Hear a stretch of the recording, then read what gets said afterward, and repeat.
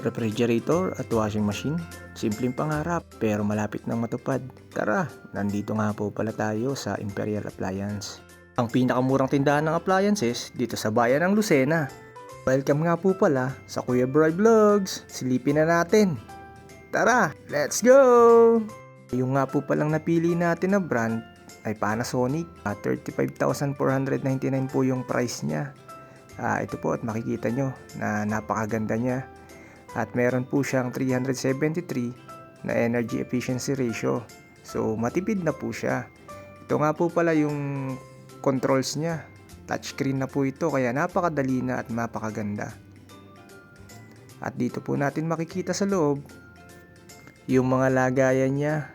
Dito po tayo maglalagay ng mga pagkain natin at yung mga mabibili natin. Kaso baka kulang tayo sa budget kaya konti lang yung mailaman natin. Nandito nga po pala sa baba yung freezer at meron din po siyang ice maker. No frost na nga po yan kaya po mas madali na. Di na po kailangan mag-defrost.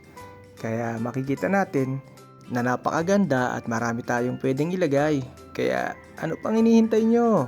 Tara na at tuparin natin yung mga pangarap natin sa buhay.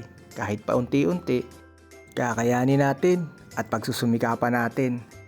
Dito naman po tayo sa washing machine. Para po may labahan kami ni Mrs. Panigurado tayo maglalaban ito. Meron po siyang washing at meron pong dryer. Manual lang po yung kinuha namin kasi dito masanay si Mrs. Tsaka ito yung mas komportable siya gamitin. Ito po, testing na ng ating ref. Makikita natin yung level at ilaw na kung saan yun yung mode ng ref. Tingnan natin yung loob kung anong itsura niya. At kung lumalamig po ba siya. Sa portion pong ito, lumalamig po siya. Kaya okay naman. Dito naman tayo sa freezer at sa may ice maker. Dito rin naman po, malamig talaga. Parang pagmamahal niya.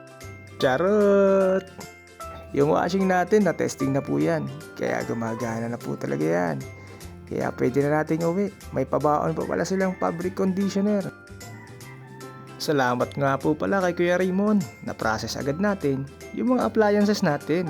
Salamat sitaw. Ito nga po pala yung referral code natin. Dahil dito, nakabili tayo ng ref at washing machine.